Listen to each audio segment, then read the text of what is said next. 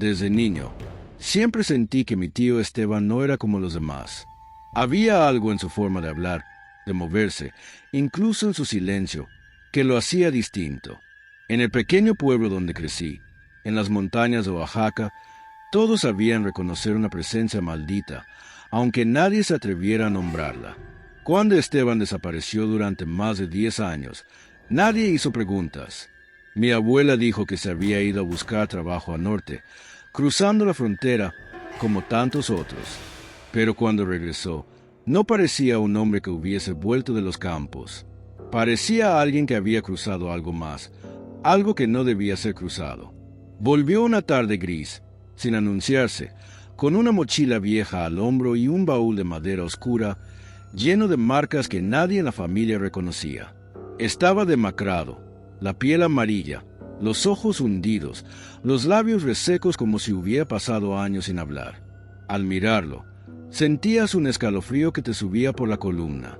No era miedo, era otra cosa, una sensación de vacío, como si en lugar de alma, tuviera un abismo dentro. Desde su regreso, se instaló en el viejo granero al fondo de la propiedad, lejos de todos. Lo convertía en su santuario personal, decorándolo con espejos rotos, huesos de animales y líneas de sal y ceniza. Decía que lo hacía para protegernos, pero nunca dijo de qué. A veces lo oíamos rezar en un idioma que no era español, ni ningún dialecto indígena. Las palabras se sentían pesadas, como si a pronunciarlas, algo antiguo despertara. Fue entonces que comenzaron a suceder cosas. Las flores de cempasúchil en el altar de la iglesia amanecieron marchitas sin razón. Un niño desapareció del otro lado del cerro. Luego, una anciana fue encontrada muerta con los ojos arrancados y una cruz dibujada en la lengua con cuchillo. Los viejos decían que algo se había liberado, que era un mal que no venía del bosque, ni del infierno, sino de más allá. Yo no decía nada, porque sabía, porque lo había visto. Una noche, no pude más con la curiosidad. Lo seguí hasta el granero. Me escondí detrás de los tablones y observé. Esteban estaba desnudo, su cuerpo cubierto de símbolos escritos con sangre seca. Encendió velas negras y abrió el baúl. De adentro sacó una máscara tallada en hueso humano, con detalles finos de obsidiana y dientes verdaderos. Me congelé al verla.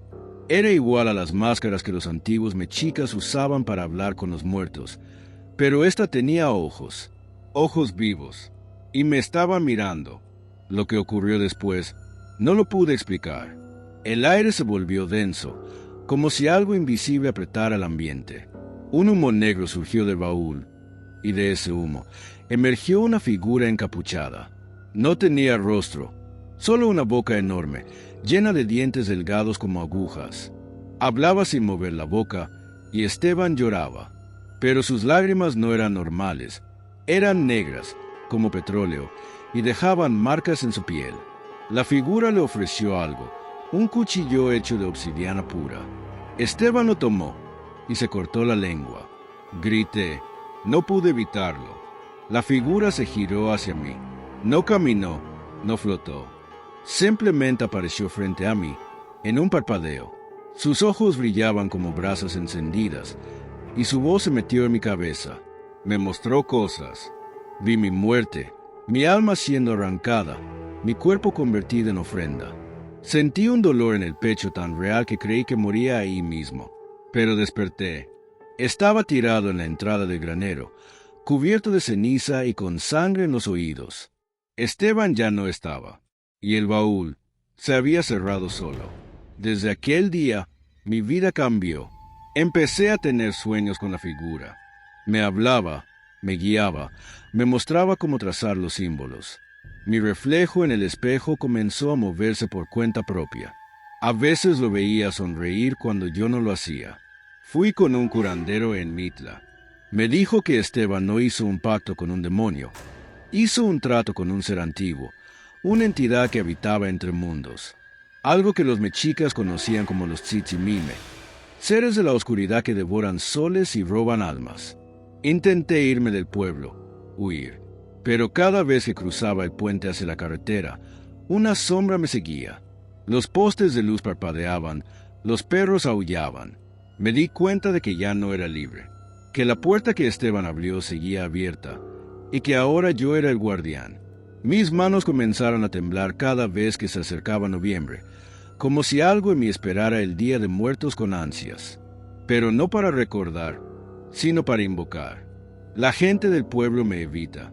Dicen que tengo la misma mirada que tenía Esteban, que hablo solo, que me oyen murmurar en lenguas olvidadas. Y lo peor es que es verdad.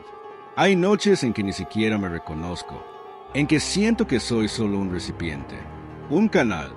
Y cada vez que me miro al espejo, la sonrisa que devuelve no es mía, es de él, porque Esteban no murió. Esteban está dentro de mí, esperando, observando. Y algún día, cuando la luna esté negra y el altar esté lleno, él volverá por completo. Siempre creí que mi abuela Consuelo estaba loca, no de una forma agresiva ni violenta, sino de esa locura silenciosa que se esconde detrás de los suspiros largos y las miradas fijas al horizonte. Crecí en Tepotzotlán, en una casa antigua de paredes gruesas y techos altos, donde los ecos parecían tener voz propia. Abuela vivía con nosotros desde que recuerdo, y aunque era dulce y sabia, había un cuarto a que nunca nos dejaba entrar. La pieza del fondo, como la llamaba, decía que estaba llena de cosas viejas, que no valía la pena, que era peligrosa por el polvo. Pero los niños no creemos en esas excusas. Lo prohibido siempre brilla más. La puerta estaba cerrada con llave, y ella la cargaba colgada al cuello, envuelta en un escapulario con la imagen de San Benito. Decía que lo protegía todo, que sin él, las cosas de adentro podrían despertar. Yo creía que hablaba de ratones, de telarañas, de recuerdos que duelen. Pero una noche, todo cambió. Una tormenta terrible azotó el pueblo. El viento rugía como jaguar, los rayos partían el cielo, y algo, no sé qué, hizo que la llave desapareciera del cuello de mi abuela. La encontramos al día siguiente, tirada frente a la puerta del cuarto prohibido. Mi madre pensó que era un accidente. Abuela, en cambio, no dijo nada. Solo lloró. A los pocos días, comenzaron los sonidos. Golpes dentro de las paredes. Voces que llamaban por mi nombre desde la oscuridad del pasillo. Puertas que se cerraban solas. Un olor a tierra mojada y flores podridas que invadía la casa sin razón. Una noche, escuché pasos, claros, lentamente acercándose desde el fondo del pasillo. Me levanté para ver, y ahí estaba la puerta abierta. La pieza del fondo, oscura, callada, vacía, pero viva. Algo me atrajo hacia adentro. Era como si un susurro me empujara a cruzar el umbral. Y lo hice. La habitación no era grande, pero parecía no tener fin. Las paredes estaban cubiertas de espejos antiguos, todos diferentes, todos opacos. En el centro había una cuna, vacía, polvorienta, pero al acercarme, vi algo que me heló el alma. Un pequeño muñeco de trapo, con ojos cosidos y boca sellada con alambre. Cuando lo toqué, escuché un grito. No en la casa, en mi cabeza. Era la voz de mi abuela, desesperada, suplicando que no lo tocara. Me giré y uno de los espejos reflejaba algo que no estaba ahí. A una niña sin ojos, de piel grisácea, parada justo detrás de mí. Corrí. Salí tropezando, llorando, gritando. Mi madre me encontró en el suelo, con la nariz sangrando y la mirada perdida. Dije que había alguien en el cuarto, que la niña me hablaba sin boca, que me pedía que la dejara salir. Mi abuela nos reunió en la cocina, con el rostro pálido, y nos contó la verdad. La pieza del fondo no era solo un cuarto, era un sello, un punto de cruce. Hacía más de 40 años, su hermana menor, Julieta, había desaparecido. La buscaron por semanas, pero nunca la encontraron, hasta que una noche escucharon su voz desde el fondo de esa misma habitación. Pero ya no era ella. Era algo que imitaba su voz, que pedía ser liberado. Mi abuela entendió entonces que no era un caso de desaparición, sino de posesión, que algo del otro lado había tomado su cuerpo. Un ente antiguo, atrapado entre espejos, entre memorias. Logró encerrarlo, sellarlo con oración, tierra de cementerio, agua bendita y silencio. Pero todo eso se rompió cuando la llave se perdió. Lo que yo había visto no era una alucinación. Era Julieta, o lo que quedaba de ella. Esa misma noche, abuela desapareció. La buscamos por toda la casa. Al final, encontramos la puerta del cuarto abierta una vez más. Y en la cuna estaba la muñeca de trapo. Pero ahora tenía los ojos abiertos. Ya no eran botones. Eran ojos reales, humanos, y lloraban. Desde entonces, la casa cambió. Cerramos la puerta, sellamos las ventanas, trajimos a sacerdotes, curanderos, hasta un chamán de Chiapas. Nadie pudo cerrar el portal por completo. Hay noches en que escucho a la niña llorar. A veces me llama por mi nombre. A veces dice que quiere jugar. Hoy vivo solo. Nadie quiere acercarse a esa casa. Pero yo no me he ido, porque ella sigue ahí, y porque sé que un día va a salir, y cuando lo haga, va a buscar a alguien más. Tal vez tú, tal vez ya lo hizo. ¿No sientes ese escalofrío en la nuca? ¿Esa sensación de que algo te observa mientras escuchas esta historia? No ignores ese susurro, porque puede ser Julieta, porque puede estar justo detrás de ti. Siempre me dijeron que no hablara con extraños, y mucho menos con los que se esconden entre los árboles, hablando con los muertos. En mi pueblo, enclavado en las montañas de Oaxaca, hay historias que no se cuentan por gusto. Se murmuran con miedo. Y la más antigua de todas es la del brujo de Cenzontle, un ser envuelto en sombras, capaz de curar lo incurable a cambio de tu alma. Dicen que su voz no es una, sino cientos, porque aprendió a hablar con los espíritus que habitan en los pájaros. Dicen que aquellos que le piden ayuda terminan escuchando cantos en su cabeza, cantos que nunca terminan. Y yo, por desesperación, cometí el error de buscarlo. Todo comenzó cuando mi hermana Camila cayó enferma de manera repentina. Una mañana, simplemente no despertó. Respiraba, sí, pero sus ojos estaban abiertos, vidriosos, clavados en el techo. Murmuraba palabras en náhuatl, una lengua que jamás había aprendido. Su cuerpo temblaba y se arqueaba como si algo invisible la estuviera torciendo por dentro. Los médicos vinieron desde la ciudad, hicieron estudios, exámenes, escaneos, pero nadie encontró la causa. Dijeron que era un caso raro de catatonía, pero ninguno se atrevió a quedarse más de una noche. Uno de ellos despertó con arañazos en el pecho y juró haber escuchado a Camila cantando en voz baja mientras dormía, una melodía antigua, gutural, imposible de reproducir. Mi madre, en su desesperación, recurrió a un curandero de los antiguos, uno que vivía alejado del pueblo, entre árboles y cruces de madera. El viejo la miró, tomó la mano de Camila y palideció. «Esto no es enfermedad», dijo con voz apagada. «Es una deuda». Le preguntamos qué significaba, pero solo repitió, «Su alma está presa. Solo el brujo de Cenzontle puede liberarla». Aquella noche, tomé una mochila, una vela, y salí sola hacia el monte, siguiendo los pasos que me indicaron. No avisé a nadie. Sentía que era la única forma, y quizás lo era, pero nunca imaginé lo que me costaría. El camino era angosto, oculto entre espinas y árboles torcidos. La luna apenas iluminaba entre las copas. A medida que avanzaba, el aire se tornaba más denso. Olía a copal quemado, pero también a algo metálico, como sangre vieja. Escuchaba cantos de aves, pero no eran cantos normales. Eran voces humanas, distorsionadas, como si los pájaros repitieran plegarias. Finalmente llegué a un claro donde el aire vibraba, y allí estaba él. No caminó hacia mí, simplemente apareció. Era alto, con el cuerpo cubierto de ramas, plumas y huesos de ave. Su rostro, oculto tras una máscara hecha de cráneos de colibrí y ojos brillantes como carbones encendidos. Me habló sin abrir la boca. Su voz era una mezcla de muchas, hombres, mujeres, niños, aves. ¿Qué ofreces por su alma? Preguntó. Le respondí que haría lo que fuera, que me llevara a mí, que la salvara. Él alzó una mano esquelética, me miró fijamente y dijo, ella vivirá, pero tú cantarás por siempre. Acepté, sin pensar, sin saber.